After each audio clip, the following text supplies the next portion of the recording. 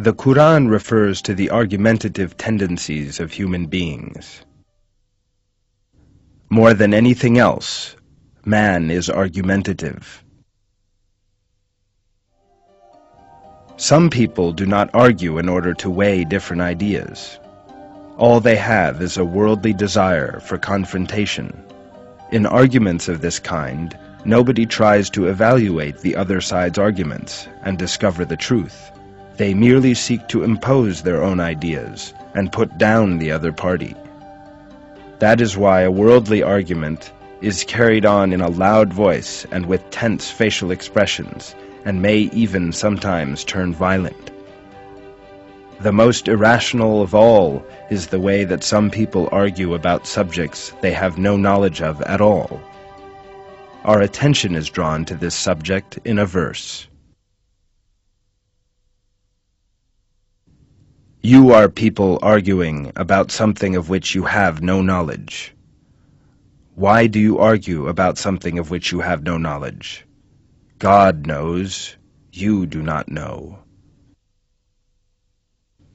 Satan does all in his power to provoke and spread arguments in order to turn people away from the path of God and make them waste their entire lives.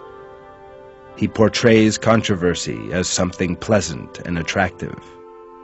Believers, however, avoid any kind of argument or dispute that might impair their spirit of unity, togetherness, and brotherhood.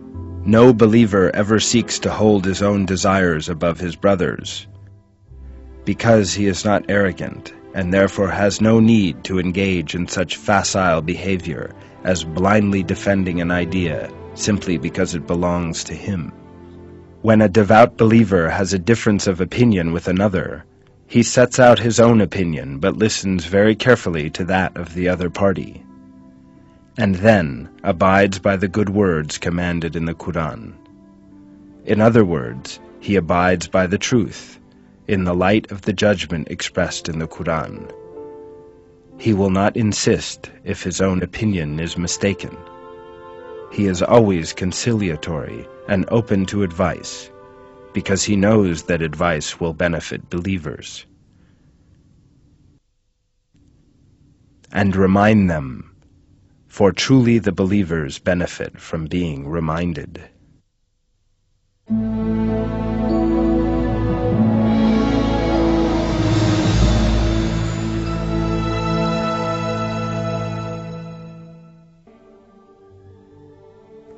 Muslims take pleasure from talk and conversation as a result of the human nature created by God. They praise His glory and seek means to draw closer to our Lord. They seek to deepen their faith in an atmosphere based on mutual love and respect. They read and reflect on the verses. A Muslim is aware of God at every moment and knows that God hears his every word. He therefore avoids saying anything that he thinks might be displeasing to God. He always listens to the voice of his conscience and uses a sincere way of speaking to encourage honesty, goodness, and proper moral values, because he knows that any other way of speaking will damage the unity and solidarity between them. It is stated in a verse thus: "Who could say anything better than someone who summons to God and acts rightly and says, 'I am one of the Muslims'?" In another verse, God reveals that the homes in which Muslims live are those in which His name is remembered, and that there are men who proclaim His glory morning and evening. In such homes, the faithful converse and remember God. In remembering God, believers speak in a most sincere and honest manner. They engage in godly conversation, rich in verses from the Quran. In truth, believers seek to establish the atmosphere of paradise here on earth. Their homes are therefore like those in paradise, where sincere and pleasurable conversation is held, where God's verses are read, and where the wisdom in those verses is discussed. Indeed, according to the Quran, The greatest act of observance is to remember God. There is no special time and place for this, and conversation in which God is remembered can arise among believers at any time. This is revealed thus in the Quran. People with intelligence are those who remember God, standing, sitting, and lying on their sides, and reflect on the creation of the heavens and the earth. Our Lord, you have not created this for nothing. Glory be to you. So safeguard us from the punishment of the fire. Talk in which God is not mentioned, in which God is not praised, are empty incantations that trouble the human soul. For example, when believers see an attractive house, they speak about it, because attractive homes are one of the blessings of paradise. Speaking about that subject increases the believer's enthusiasm and desire to attain paradise. Believers never forget that this house and the world itself are but transient, that they will one day disappear, and that God has created them as a test for the faithful. Unbelievers, too, may talk for hours when they see such a house. But that talk merely reinforces their attachment to this world. Believers remember God in all that they say, and remind one another of Him at all times. That is the source of the peace and contentment in their hearts. In one verse it is revealed that only in the remembrance of God can the heart find peace.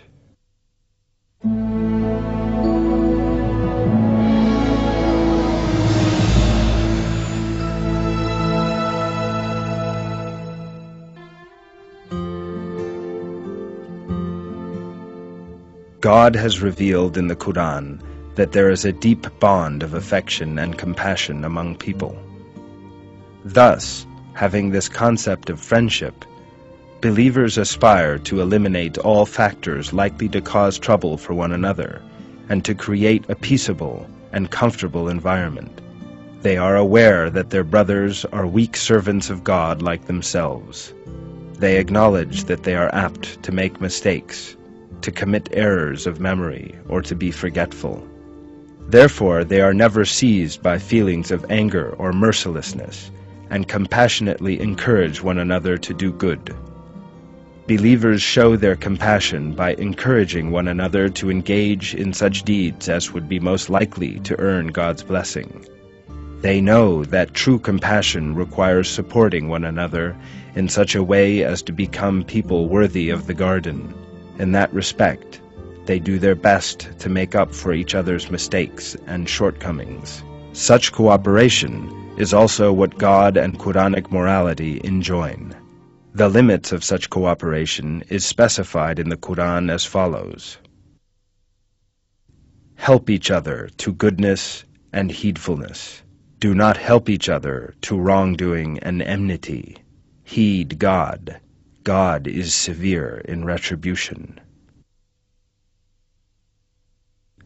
As is also expressed in the above verse, believers not helping one another in wrongdoing and enmity is another manifestation of true compassion. This is the best sign of one's compassion. That is because they know that the finest manifestation of compassion is not to permit someone else to sin. One of the ways in which believers display love and compassion for one another is the way in which they pray for each other's good.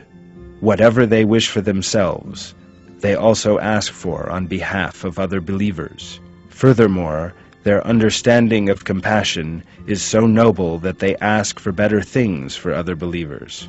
They always pray for a blissful life, endowed with God's mercy, for believers in the garden.